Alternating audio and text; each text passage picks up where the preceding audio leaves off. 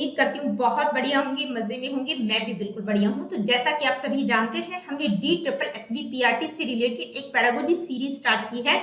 यहाँ पर आप लोगों को क्लियर करना चाहूंगी कि जो ये सीरीज हमने स्टार्ट की है न केवल DSSB-PRT के बच्चों के लिए है, बल्कि जो स्टूडेंट्स बीएड, एमएड एजुकेशन में नेट का प्रिपरेशन कर रहे हैं, इसके अलावा सीटेट, एचटेट या किसी अदर स्टेट के टेट के लिए प्रिपरेशन कर रहे हैं, या किसी टीचिंग एग्जाम चाहे केवीएस हो, एनवीएस हो या किसी दूसरे स्टेट के टीचिंग एग्जाम के लिए तैयारी कर रहे हैं, तो हर जगह आपको ये सीरीज हेल्प करेगी। तो चलिए स्टार्ट करते हैं आज की इस वीडियो को। और आज की इस वीडियो में हम टेलर की मोटिवेशन थ्योरी को बिल्कुल डिटेल में समझेंगे। और यहाँ पर आप लोगों को बताना चाहूंगी कि मोटिवेशन की थ्योरीज हम कर रहे हैं, कंटेंट थ्योरीज में आप लोगों को करवा चुकी हूँ और प्रोसेस थ्योरीज हम कर रहे हैं। तो टेलर की मोटिवेशन थ्योरी भी एक प्रोसेस थ्योरी है।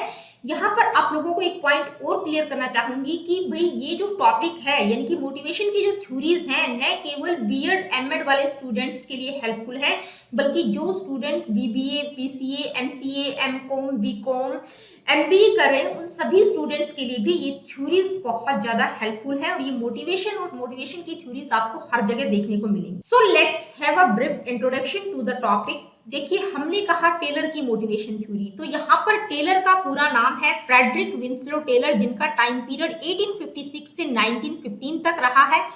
टेलर की अगर हम बात करें तो वो एक विजनरी इंजीनियर और मैनेजमेंट थ्योरिस्ट थे। ये जो थ्योरी है ये भी मैनेजमेंट में बहुत ज्यादा प्रयोग की जाती है। तो विजनरी का मतलब है कि भाई एक ऐसा व्यक्ति जिसके अंदर थिंकिंग की स्ट्रॉन्ग एबिलिटी है और जो फ्यूचर के बारे में प्लानिंग करता है, उसको विजनरी पर्सन कहा जाता है।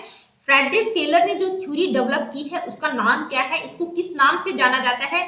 हम या तो कह सकते हैं टेलर की साइंटिफिक मैनेजमेंट थ्योरी या टेलर की मोटिवेशन थ्योरी के नाम से इस थ्योरी को जाना जाता है। ओके, मनी इज द, क्या कहती है, money is the main force that motivate employees to work at a company. तो ये थ्योरी किस बारे में बात करती है कि भाई वर्क प्लेस पर लोगों को किस तरह से मोटिवेट करना है, यानी कि जहां पर आप लोग काम कर रहे हैं वहां पर लोगों को किस तरह से मोटिवेट करना है, इस बारे में ये थ्योरी बताती है। तो टेलर का मानना है कि भाई मनी का अहम रोल है, पैसे का अहम रोल है, यानी कि जितना अच्छा लोगों को स्केल देंगे, एम्प्लॉयज को पैसा देंगे, उतना ही अच्छा वो परफॉर्म करेंगे। तो टेलर की मोटिवेशन थ्योरी क्या सजेस्ट करती है?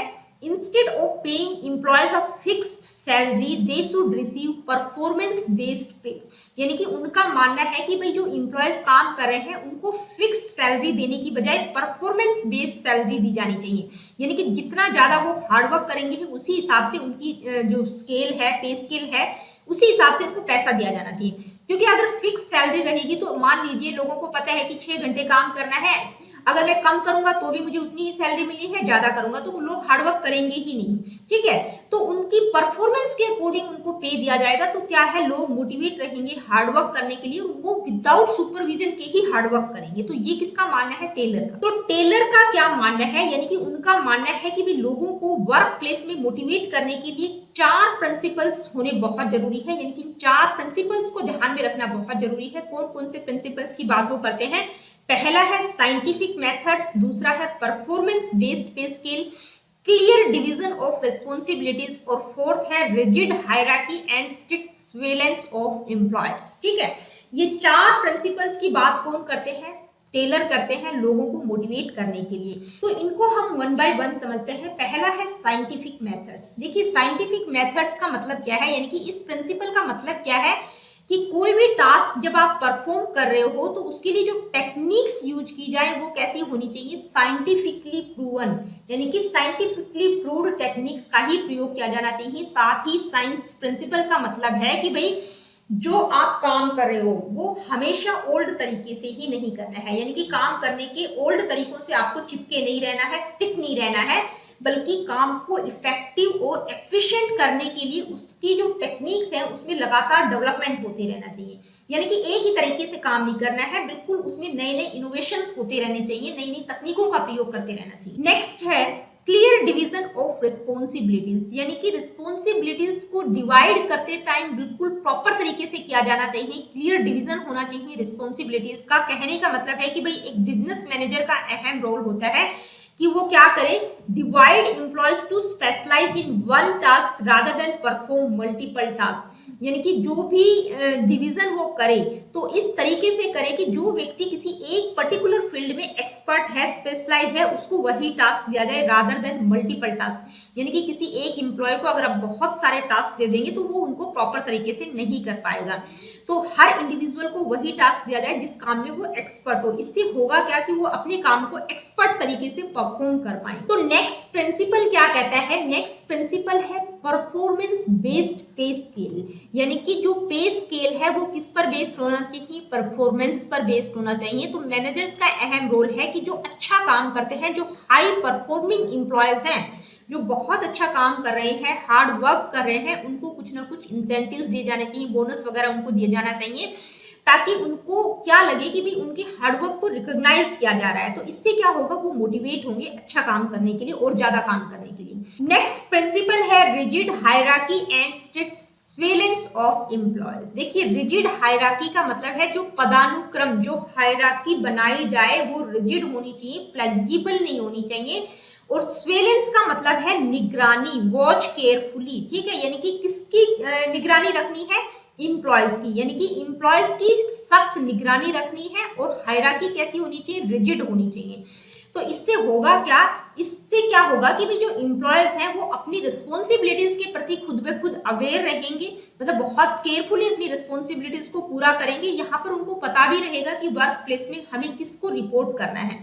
तो यहाँ पर एक मैनेजर जो है रिस्पॉन्सिबल होगा किस काम के लिए, कि इम्प्लॉयज की ट्रेनिंग और उनकी परफॉर्मेंस को मॉनिटर करने के लिए, ताकि उसको ये पता चलता रहे कि जो इम्प्लॉयज हैं उनके जो सेट टारगेट थे उन्होंने वो अचीव किए कि नहीं किए, ठीक है।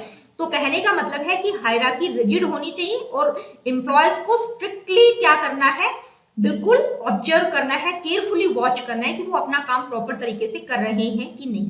तो दोस्तों, ये थी टेलर की साइंटिफिक मैनेजमेंट थ्योरी, जिसको हम टेलर की मोटिवेशन थ्योरी के नाम से भी जानते हैं। तो उनका मानना था कि भी वर्क प्लेस में लोगों को, एम्प्लॉयज को मोटिवेट करने के लिए ये 4 प्रिंसिपल बहुत ज्यादा जरूरी है। इन 4 बातों का ध्यान रखना बहुत जरूरी है। अब हम बात करेंगे इस थ्योरी के एडवांटेजेस और डिसएडवांटेजेस की। तो सबसे पहले एडवांटेजेस हम देखते हैं कि क्या क्या इस थ्योरी के एडवांटेजेस हैं।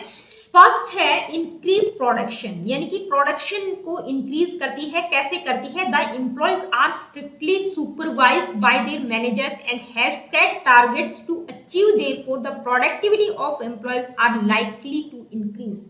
कहने का क्या मतलब है, इस थ्योरी में हमने पिछली ही 4th प्रिंसिपल में देखा कि भाई जो एम्प्लॉयज है, आप उनको अगर स्ट्रिक्टली सुपरवाइज करेंगे, ऑब्जर्व करेंगे, तो वो अपना काम प्रॉपर तरीके से करेंगे। जो भी सेट टारगेट्स हैं उनकी, उनको वो टाइमली अचीव कर पाएंगे। इससे होगा क्या, प्रोडक्शन इंक्रीज होगा।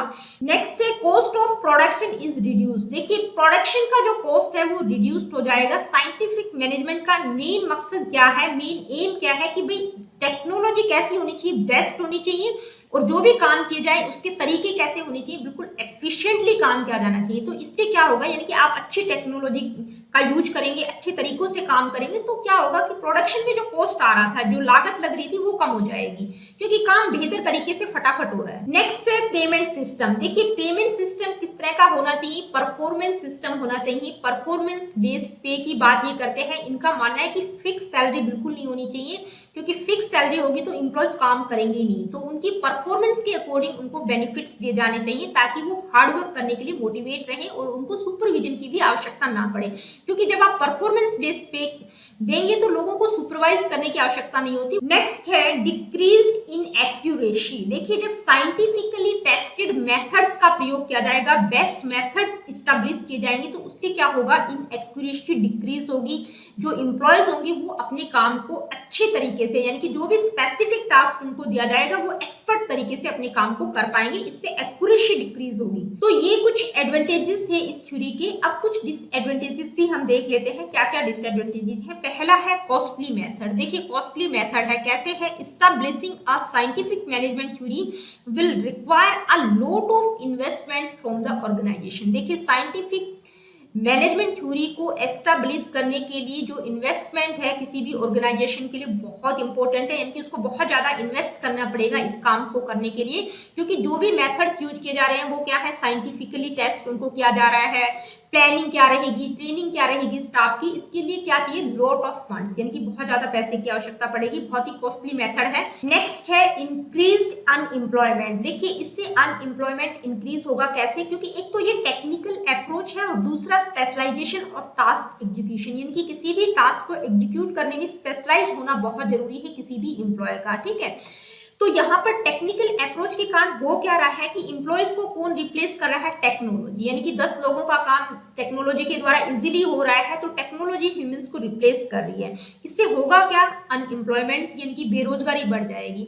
तो आज के संदर्भ में ये बात तो उन्होंने बहुत पहले कही थी, लेकिन आज के संदर्भ में हम सभी जानते हैं आर्टिफिशियल इंटेलिजेंस यानी कि एआई के बारे में, कि लोग इस तरह से डरे हुए हैं कि कुछ टाइम पीरियड के बाद क्या है, मार्केट में जॉब्स होंगे ही नहीं। क्योंकि नेक्स्ट डिसएडवांटेज इस थ्योरी का है डी स्किलिंग। देखिए डी स्किलिंग का मतलब है कि स्किल्स रिड्यूस होती जा रही है, यानी कि स्किल्स का जो लेवल है वो कहीं ना कहीं रिड्यूस हो रहा है।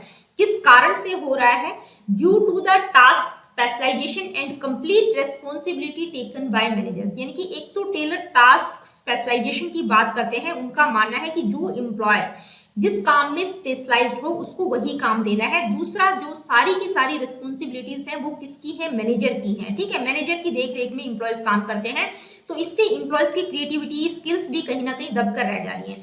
अब हुआ क्या इससे कि जो एम्प्लॉयज थे वो किसी स्पेशलाइज काम को करने के लिए तो एक्सपर्ट है, उस काम को वो अच्छे से कर पा रहे हैं, लेकिन अगर उनको कोई दूसरी ड्यूटीज परफॉर्म करने के लिए दी जा रही है तो उस तरह की स्किल्स उनके अंदर नहीं थी, क्योंकि जो स्किल्स उन्होंने पहले कभी अटेन भी की थी वो कहीं ना कहीं दब कर रह गई विदाउट प्रैक्टिस के, क्योंकि वो एक ही काम को करते करते दूसरी स्किल्स कहीं ना कहीं डिक्रीज हो गई। तो ये इस थ्योरी के कुछ डिसएडवांटेजेस हैं, यानी कि कॉस्टली मेथड है, अनएम्प्लॉयमेंट को इंक्रीज करता है और स्किल्स को रिड्यूस करता है। अब हम थ्योरीज की बात कर रहे हैं, तो मोटिवेशन की थ्योरीज में हम कंटेंट थ्योरीज बिल्कुल कर चुके हैं और जो प्रोसेस थ्योरीज हैं वो भी हम सभी लगभग कर चुके हैं। टेलर की मोटिवेशन थ्योरी को आज हमने किया। अब सिर्फ एक थ्योरी बची है, बंडूरा की सेल्फ एफिकेसी थ्योरी, जो कि अगली वीडियो में मैं आप लोगों को करवा दूंगी।